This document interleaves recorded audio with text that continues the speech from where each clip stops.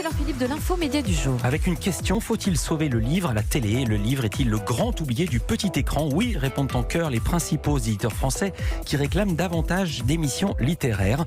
Ils ont publié une tribune collective dans Le Monde intitulée « Le livre doit revenir à la télévision ». Je vais citer parmi les signataires les patrons des éditions Gallimard, Plon, Albin Michel, Seuil, Flammarion, Grasset, Calman Lévy, Folio, POL, Stock, Jean-Claude Lattès, Robert Laffont ou encore Actes Sud, dont la directrice Françoise Nyssen n'est autre que l'ancienne ministre de la Culture. Coup de gueule pour exprimer leur désarroi face à l'hécatombe qui a touché les magazines littéraires sur le service public à la rentrée. Suppression des émissions dans quel état gère, livrez-vous et entrée libre. 3 d'un coup, ça fait beaucoup. Reste un seul rescapé, François Bunel et sa grande librairie sur France 5. Le service public rétorque que des émissions d'accueil comme On n'est pas couché de Laurent Ruquier ou C'est à vous de Babette Lemoine font la part belle aux sorties littéraires. Quelle question? Plein de questions. Quelles sont les conséquences sur les ventes de livres et sur la lecture? Est-ce qu'il faut réinventer des émissions littéraires plus modernes, repenser comme on dit toujours? Pour répondre, je reçois Héloïse Dormesson. Bonjour Héloïse, pardon. Bonjour Philippe. Vous êtes la présidente des éditions qui portent votre nom et signataire de cette tribune dans Le Monde. À côté de vous, Laurent Sexig, bonjour. Bonjour Philippe. Vous êtes écrivain, auteur notamment des Derniers jours de Stéphane Zweig et d'une trilogie qui s'est vendue à 400 000 exemplaires en France. Et je souhaitais vous recevoir, vous, car vous avez été des deux côtés de l'écran. Vous avez animé plusieurs émissions littéraires, préface, puis postface sur iTélé, émissions supprimées. Première question à Héloïse Dormesson. On peut être surpris par cette tribune. Le monde de l'édition, je me souviens, regardait de haut, voire de très très haut, la télévision. Et maintenant, l'appel à son secours. L'époque a changé. Je ne sais pas si l'époque a changé. C'est pas forcément un appel au secours. C'est surtout un cri d'alerte. C'est 3 émissions qui sont supprimées en 3 mois. C'est surprenant, c'est étonnant. Ça mérite quand même qu'on s'y arrête. Il n'y a effectivement à la télévision publique, parce qu'on parle surtout de la télévision publique, parce que paradoxalement, le privé est beaucoup plus actif, beaucoup plus soutient beaucoup plus le livre. Ah bon? Oui. Il y a une émission littéraire sur M6? Il y a une émission littéraire sur TF1? Ah bah vous m'apprenez des trucs. Alors, TF1, bon, mais de toute façon, je ne vais pas donner des bons points et des mauvais points. Non, mais quand même, là, je m'attendais absolument pas à cette phrase. Canal soutient le livre, a toujours maintenu des émissions, continue à en développer. Elles sont cryptées. 21 cm, c'est crypté.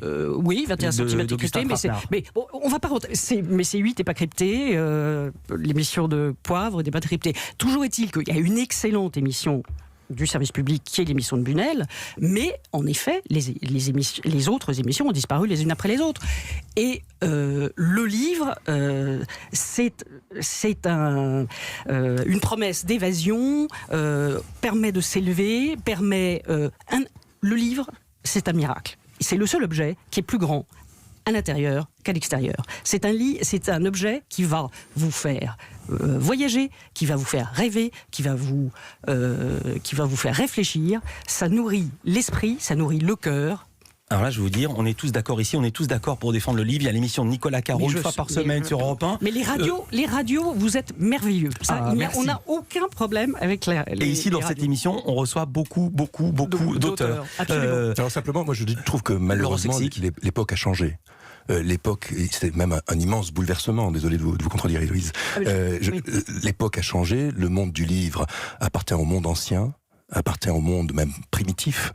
L'écrivain est une espèce en voie de disparition. Le lecteur même, malheureusement, si l'on regarde les chiffres, est une espèce en voie de disparition. Le lecteur, l'écrivain, l'animateur littéraire appartient à un monde qui avait besoin de lenteur, qui avait besoin de profondeur, qui avait besoin d'aller au fond des choses qui viennent totalement à rebours de l'époque de cet univers dématérialisé en réseau, qui est au contraire où règne la loi de l'immédiateté, du manichéisme, de l'esprit court.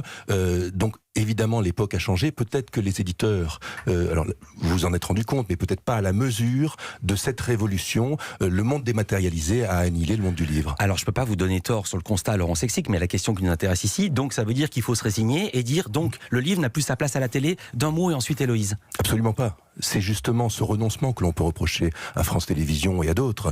C'est justement le fait d'aller dans le sens du courant. C'est justement le fait d'abattre un individu qui est blessé et de ne lui laisser aucune chance de briser la vitrine et les dernières vitrines qui existaient et qui aidaient tant les libraires, les écrivains, les éditeurs. Moi, je me demande par quelle stupidité un beau matin un technocrate s'est dit un matin de juin, tiens, nous allons supprimer la dernière émission littéraire qui reste sur France 2. D'abord, alors je vais vous dire, s'il n'est pas stupide, il a regardé les courbes d'audience, il regarde les coups de grille, on lui demande de faire des économies, et vous savez, comme nous tous ici, Héloïse d'Ormesson, vous êtes éditrice, vous n'avez pas très envie de payer très cher un auteur dont vous savez que le livre ne va pas se vendre.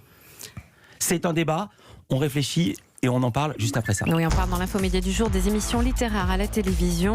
3 ont été supprimées à la rentrée. Pourquoi et comment redonner sa place au livre? On continue à en parler dans un instant sur Europe 1. Petit davantage d'émissions littéraires à la télévision. Vous nous en parlez ce matin, Philippe Mondel, avec vos invités. Héloïse d'Ormesson, présidente des éditions Héloïse d'Ormesson, et l'écrivain Laurent Sexic. La question n'était même pas faut-il davantage, c'est faut-il continuer à en supprimer. Héloïse d'Ormesson, vous voulez dire quelque chose à ce qu'avait avancé Laurent Sexic? Oui, absolument. Je voulais rebondir parce que moi, je suis une incorrigible optimiste. Je ne pense pas que évidemment, le monde change. Mais le livre, c'est aussi des histoires. Et raconter des histoires, tout le monde veut continuer à en entendre et à en découvrir. Et le livre, ça permet de déchiffrer le monde. Donc, c'est un temps qui est différent, qu'il faut préserver, mais je ne pense absolument pas que ce soit un combat d'arrière-garde ou que nous soyons une espèce en voie de disparition. Je suis très confiante. Quels sont les auteurs, ou plutôt les genres qui souffrent le plus? Alors évidemment, dans cette tribune, on signale qu'il y a des émissions qui invitent des auteurs. Ça continue, il y a moins d'émissions littéraires. Ouais. Et les auteurs qui sont invités sont des essayistes, des auteurs de récits, des témoins, mais beaucoup plus rarement, justement, des romanciers. Et, encore une fois, la narration, le récit qui permet de comprendre le monde, je pense que c'est la clé.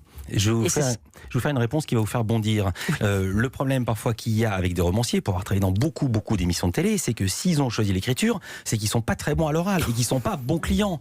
Vous le savez très très bien, Laurent Sexic, vous êtes un cas inverse, mais il y a très très peu de bons clients. Et lire Modiano, c'est juste passionnant. Écoutez Modiano, et encore, il est formidable. C'est tellement émouvant. Bien sûr que c'est émouvant, mais il y en a plein d'autres. C'est que la télévision, je vous apprends rien, c'est un spectacle. Et il y a aussi peut-être ça. Est-ce qu'il ne faut pas repenser la manière de présenter le livre à la télévision? Et c'est un amoureux des livres qui vous pose cette question, Laurent Sexic. En tant qu'écrivain, évidemment, je ne crois pas qu'on choisit d'abord l'écriture par défaut. Je ne suis pas d'accord avec vous. On choisit l'écriture parce qu'on a envie de raconter une histoire, parce qu'on a envie de réenchanter le monde, parce qu'on souhaite élever quelque part sa propre conscience et consoler de la douleur des autres.